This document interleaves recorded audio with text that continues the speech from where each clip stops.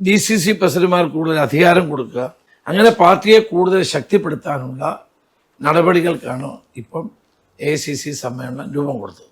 നല്ലൊരു കാര്യമാണ്. ഈ AICC ജില്ലയിൽ ഇടപെടുന്നു എന്നുള്ളതാണ് ഇതിനകത്തൊരു മാറ്റമെന്ന്. ജില്ലാ കോൺഗ്രസ് കമ്മിറ്റികൾക്കും അതിന്റെ പ്രസിഡന്റുമാർക്കും കൂടുതൽ അധികാരം കൊടുക്കുക.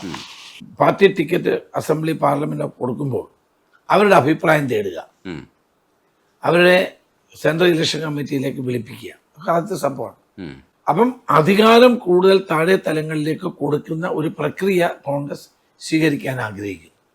അത് ഗ്രാസ് റൂട്ട് ലെവലിൽ പാർട്ടിയെ ശക്തിപ്പെടുത്തും. അതാണ് ഉദ്ദേശിക്കുന്നത്. ഗുജറാത്തിൽ തന്നെ അത് നടത്തുന്നതിന് പലതരത്തിലുള്ള കാരണങ്ങളുണ്ട്. അതേപോലെ തന്നെ നമ്മളിപ്പോൾ സംസാരിക്കുമ്പോൾ തന്നെ ഇപ്പോൾ EDയുടെ കേസ് പറയുമ്പോൾ ED മറ്റൊരു കേസിൽ ഇടപെടുമ്പോൾ നമുക്ക് തോന്നുന്നത് എമ്പുരാൻ സിനിമയുമായി ബന്ധപ്പെട്ടും ED ഇടപെടുന്നതായിട്ട് തോന്നുന്നു. ഇല്ലെങ്കിൽ ആ സിനിമയിൽ അത്തരം ഒരു വിമർശനം ഉന്നയിക്കുമ്പോൾ അതേ രീതിയിൽ തന്നെ പിന്നീട് സംഭവിക്കുന്നതായിട്ട് നമ്മൾ മനസ്സിലാക്കുക. ഈ സമയത്തൊക്കെ ഇത്തരത്തിലുള്ള നാഷണൽ ഏജൻസീസൊക്കെ ഇങ്ങനെ ഉപയോഗിക്കുന്നതിനായിട്ട് കോൺഗ്രസ് തന്നെ നിലപാട് എടുത്തിട്ടുണ്ട്. അപ്പം കേരളത്തിൽ ശരിക്കും ഈ സിനിമ ഇറങ്ങുന്ന സമയത്ത് ഗുജറാത്ത് കലാപമാണ് അതിനകത്ത് ചിത്രീകരിച്ചിരിക്കുന്നത്, അതുകൊണ്ട് അത് സെൻസർ ചെയ്യണം, അത് സ്വയം സെൻസറിലേക്ക് പോകുന്ന ഒരു അവസ്ഥയിലേക്ക് പോയത് നമ്മളെ സംബന്ധിച്ചിടത്തോളം കുറച്ചൊരു നമ്മുടെ ഒരു ഡ്രോബാക്ക് ആയിട്ടാണ് മനസ്സിലാക്കുന്നത്. സിനിമയോടൊക്കെ താല്പര്യമുള്ളതുകൊണ്ട് ചോദിക്കുന്നത്, അത്തരം കാര്യങ്ങളിൽ എന്താണ് ശരിക്കുള്ള? എബ്രാ സിനിമ ഞാൻ കണ്ടു, ഈ കട്ട് ചെയ്തതിന് മുമ്പാണ് കണ്ടത്. വാസ്തവത്തിൽ അത് വലിയ കട്ട് ചെയ്യേണ്ടതായിട്ടൊന്നും എനിക്ക് തോന്നിയിട്ടില്ല. നല്ലൊരു സിനിമയാണ്. തന്നെ ഒരു ഹോളിവുഡ് ടൈപ്പിലാണ് സിനിമ നിർമ്മിച്ചിരിക്കുന്നത്. ലൂസിഫർ ഞാൻ കണ്ടതാണ്, ലൂസിഫറിൻ്റെ 2ാം ഭാഗമാണ്. അപ്പോൾ അതിനകത്ത് ഇതൊന്നും വെട്ടിക്കളയേണ്ട കാര്യമുണ്ടെന്ന് എനിക്ക് തോന്നുന്നില്ല. അതേതോ ആവശ്യമില്ലാത്ത ഒരു കാര്യമായി പോയെന്നാണ്. ഗുജറാത്ത് കലാപമൊക്കെ നടന്നതാണ്, ഗോദ്ര കലാപം നടന്നതാണ്. അപ്പോൾ ആ പശ്ചാത്തലത്തിൽ അത് ചരിത്ര സത്യങ്ങളെ അഭ്രപാളിയിലേക്ക് കൊണ്ടുവരുന്നതിന് നമ്മൾ എതിർക്കേണ്ട കാര്യമൊന്നുമില്ല. പക്ഷെ അത് പിന്നീട് എതിർക്കുകയും ചില ഭാഗങ്ങൾ വെട്ടിത്തിരുത്തുകയും ചെയ്തത് ശരിയായില്ല എന്നുള്ളതാണ് എൻ്റെ അഭിപ്രായം. അതൊക്കെ ആവിഷ്കാര സ്വാതന്ത്ര്യത്തിൻ്റെ ഭാഗമാണ്. അതുതന്നെയാണ് 52 വെട്ടുവെട്ടി കൊലപ്പെടുത്തിയ ചന്ദ്രശേഖരൻ്റെ സിനിമ വന്നപ്പോഴും കേരളത്തിൽ ആ സിനിമ കാണിക്കാതിരുന്നു. പലയിടത്തും അതിന് പ്രതിഷേധം ഉയർന്നു. അപ്പോൾ ആവിഷ്കാര സ്വാതന്ത്ര്യം എല്ലായിടത്തും അംഗീകരിക്കപ്പെടേണ്ട കാര്യമാണ്. അതുപോലെ തന്നെ അത് ആ സിനിമയിൽ ഇതൊക്കെ വെട്ടിമാറ്റി അതിൻ്റെ പിന്നിൽ ഒരു രാഷ്ട്രീയമുണ്ട് എന്ന് വരുത്തി തീർക്കാൻ ശ്രമിച്ചത് ഒരിക്കലും ശരിയല്ല. അത് കഴിഞ്ഞാണ് ED അവരുടെയൊക്കെ അന്വേഷിക്കാൻ തീരുമാനം. അത് എൻ്റെ സമയം അതാണ് ആയതുകൊണ്ടാണ് അങ്ങനെയാണ് ആളുകൾ തെറ്റിദ്ധരിക്കുന്നത്. ശരിയായി ധരിക്കുന്നോ തെറ്റിദ്ധരിക്കുന്നോ ഏതായാലും ED CBI തുടങ്ങിയിട്ടുള്ള സ്ഥാപനങ്ങളെ ദുരുപയോഗപ്പെടുത്തുന്നത് ശരിയല്ല. രാഷ്ട്രീയ എതിരാളികളെ, ഭരിക്കുന്ന പാർട്ടിയുടെ എതിർപ്പുള്ള രാഷ്ട്രീയ പാർട്ടികളെ എന്ന നേതാക്കളെ അതുപയോഗിച്ച് ഭയപ്പെടുത്തുകയും വരുതിക്കൊണ്ടുവരികയും ചെയ്യുന്ന നടപടി കഴിഞ്ഞ കുറേ കാലമായി ഇന്ത്യയിൽ നടന്നുകൊണ്ടിരിക്കുകയാണ്. അത് ശരിയല്ല എന്നുള്ള അഭിപ്രായമാണ് എനിക്ക്. ഈ സിനിമയുടെ ഒരു സോഫ്റ്റ് സൈഡിലേക്ക് വന്നു കഴിഞ്ഞാൽ സിനിമ നിരന്തരമായി കാണുകയും സാഹിത്യം അത്യാവശ്യം വായിക്കുകയൊക്കെ ചെയ്യുന്ന ആളാണെന്ന് മനസ്സിലാക്കിയിട്ടുണ്ട്. പക്ഷേ ഈ രാഷ്ട്രീയത്തിലേക്ക് വരുമ്പോൾ സമയക്കുറവുണ്ടാവുമല്ലോ, അപ്പോഴും എങ്ങനെയാണ് വായനയെ കണ്ടിന്യൂ ചെയ്തത്? വായന ഞാൻ നിർബന്ധമായിട്ട് കണ്ടിന്യൂ, എല്ലാ നോവലുകളാണ് കൂടുതലും വായിക്കുന്നത്. അതിനൊരു പ്രത്യേക ടൈം കണ്ടെത്തി വെച്ചിട്ടുണ്ടോ? യാത്രക്കിടയിൽ മുഴുവൻ വായിക്കും, വൈകിട്ടും വായിക്കും. നോവലുകൾ എനിക്ക് വളരെ ഇഷ്ടമാണ്. ഈ അടുത്ത കാലത്ത് ഇറങ്ങിയ ഏറ്റവും നല്ലൊരു നോവലുണ്ട്, നമ്മുടെ അംബികാസുധൻ മങ്ങാടിൻ്റെ അലോഹലൻ. ഞാൻ വായിച്ച ഇപ്പോൾ അടുത്ത കാലത്ത് DC ഇറക്കിയൊരു പുസ്തകമാണ്. നോവലുകളിൽ ഏറ്റവും മനോഹരമായ ഒരു നോവലാണ്. എല്ലാവരും അത് വായിക്കണമെന്നാണ് എൻ്റെ അഭിപ്രായം. അപ്ഡേറ്റഡ് ആണ്.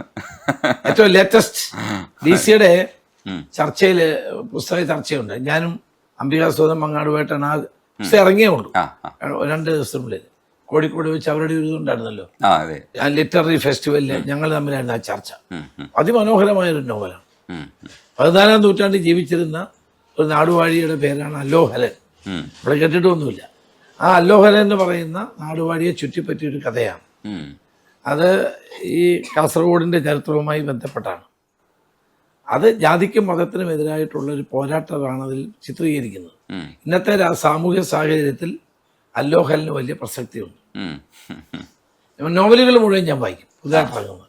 ഈ വേറൊരു നോവൽ ഇപ്പം ഇറങ്ങി, സിനിലാലിൻ്റെ ഇരു എന്ന് പറയുന്നത്. സിനിലാലിലൊരു റെയിൽവേ ഉദ്യോഗസ്ഥനാണ്, നെടുമങ്ങാടാണ്. ഇരു 50 വർഷം മുമ്പുള്ള ഈ വയനാടിൻ്റെ ചരിത്രം വെച്ചുകൊണ്ടുള്ള അതിമനോഹരമായ ആദിവാസികളുടെ ജീവിതവുമായി ബന്ധപ്പെടുത്തി നല്ല മനോഹരമായൊരു നോവലാണ്. എല്ലാ നോവലുകളും വായിക്കാൻ ശ്രമിക്കാറുണ്ട്. ഭയങ്കര രസമുള്ള പരിപാടിയാണ്. സിനിമകൾ ഒരുമിച്ചാണോ കാണുന്നത്? ചിലപ്പോഴൊക്കെ. പക്ഷെ ഈ സിനിമ ഞങ്ങൾ രണ്ടായിട്ടാണ് കണ്ടേ. ആണല്ലേ? ഒരേ അഭിപ്രായമാണോ ഉള്ളത് ഇതിലൊക്കെ? അങ്ങനെയൊന്നുമില്ല. അല്ല, ഇഷ്ടപ്പെട്ട സിനിമകളൊക്കെ ഏതൊക്കെയാ ഈ അടുത്ത കാലത്ത് കണ്ടതിലൊക്കെ? ഞങ്ങൾ ഈ അടുത്ത ദിവസം ഇത് കണ്ടായിരുന്നു. പക്ഷെ ചേട്ടൻ വേറെ പോയി, ഞാനും മക്കളും കൂടെ വേറെ പോയായിരുന്നു. ഏതിനാ പോയത്? എമ്പുരാൻ. എമ്പുരാന് പോയി. അതിനു മുമ്പ് ഇല്ലെങ്കിൽ അതിന് ശേഷമൊക്കെ? അതിനു മുമ്പ് ഞാനും മക്കളും കൂടെ കൂടുതൽ പോവാറ്. ചേട്ടനെ അധികം കിട്ടും. ഏത് ടൈപ്പ് ഓഫ് പടങ്ങളാണ്? അങ്ങനെയില്ല, നല്ലതാന്ന് പറഞ്ഞത് പൊതു അഭിപ്രായം കേൾക്കുമ്പോ. അതെ അതെ. ഇപ്പൊ ഈ ജിംഖാനയൊക്കെ കേട്ടായിരുന്നു? ആലപ്പുഴ പോയില്ല, പോകാൻ വിചാരിച്ചിരിക്കുക, പോകാൻ വേണ്ടിട്ട് ആലോചിച്ചോണ്ടിരിക്കുക. ഈ യങ്സ്റ്റേഴ്സ് ആഘോഷിക്കുന്ന കുറെ പടങ്ങളുണ്ട്, ഈ ആവേശം പോലെയുള്ള പടങ്ങൾ. മക്കള് പറയൂല്ലോ നല്ലതാന്ന്, അപ്പൊ പിന്നെ അവരുടെ കൂടെ ഞങ്ങൾ പോവാറ്. പ്രേമലു, ആവേശം, അങ്ങനത്തെ സമയം ഉണ്ടെങ്കിൽ വരാറുണ്ട്. പ്രേമലു ഞാൻ കണ്ടു, ഫ്ലൈറ്റ് യാത്ര ചെയ്തപ്പോൾ. അങ്ങനെയുള്ള പടങ്ങൾ അത് ഇഷ്ടമാണോ? യങ്സ്റ്റേഴ്സിന്റെ വൈബ് അതെനിക്ക് വളരെ ഇഷ്ടപ്പെട്ടു. അതുപോലെ തന്നെ വേറെ ഒന്നും ഉണ്ടായിരുന്നില്ല, ബോയ്സ്, മഞ്ഞുമ്മൽ ബോയ്സ്. അത് നല്ല പടമായിരുന്നു.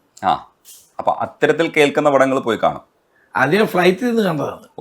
അതുപോലെ മറ്റൊരു പടം കണ്ടു, നമ്മുടെ കൃഷ്ണകാന്ത്. എനിക്ക് വലിയ ഫീൽ ചെയ്തൊരു പടം. ഭയങ്കരമായിട്ട് അപ്രീസിയേഷൻ കിട്ടിയ ഒരു സിനിമയാണ്. നല്ല സിനിമയാണ്, ഒരു വെറൈറ്റി സിനിമയാണ്. എന്റെ ഇമോഷൻസ് ഒക്കെ ഭയങ്കരമായിട്ട് നമ്മളെ കൂടെ ബാധിക്കും. അത് നമ്മളെ ആഴത്തിൽ ബാധിച്ച ഒരു സിനിമയാണ്. ഈ സിനിമ കണ്ടിട്ടൊക്കെ അഭിപ്രായം പറയൂ, കൂടെ ഇരിക്കുന്നവരോടും സഹപ്രവർത്തകരോടും ഒക്കെ അഭിപ്രായം പറയൂ ഇത്തരത്തില് ചർച്ചകൾ? ചിലപ്പോൾ വന്നാൽ പറയൂ. പുസ്തകം എഴുതിയ ചിലപ്പോൾ ഞാൻ എഴുതാറുണ്ട്, പുസ്തകത്തെ പറ്റി, കവിതകളെ പറ്റിയൊക്കെ എഴുതാറുണ്ട്.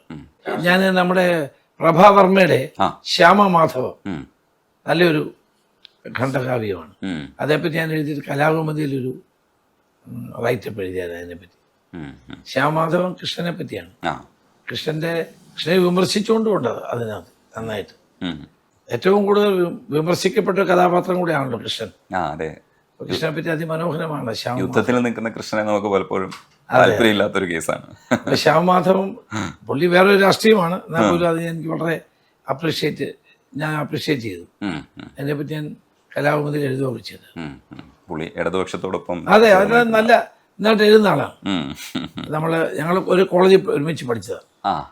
ഞാൻ സീനിയർ ആയിരുന്നു, പുള്ളി എൻ്റെ ജൂനിയർ ആയിരുന്നു. ചങ്ങനാശ്ശേരി NSS കോളേജിലായിരുന്നു ഞങ്ങൾ ഒരേ കാലത്ത് ബസ്സിൽ യാത്ര ചെയ്തുകൊണ്ട്, സ്റ്റുഡൻസ് ഓൺലി ബസ് ഉണ്ടായിരുന്നു. ബേബി സഖാവായിട്ട് ഒരുമിച്ച് പഠിച്ചിട്ടില്ലേ? ഒരുമിച്ച് പഠിച്ചു, സീനിയർ ആയിരുന്നു അല്ലേ? ഞങ്ങൾ ഒരുമിച്ച് പാർലമെന്റിലുണ്ടായിരുന്നു ആ കാലഘട്ടത്തിൽ. പുള്ളി രാജ്യസഭയിലും ഞാൻ ലോക്സഭയിലും. അടുത്ത സൗഹൃദമുണ്ട്.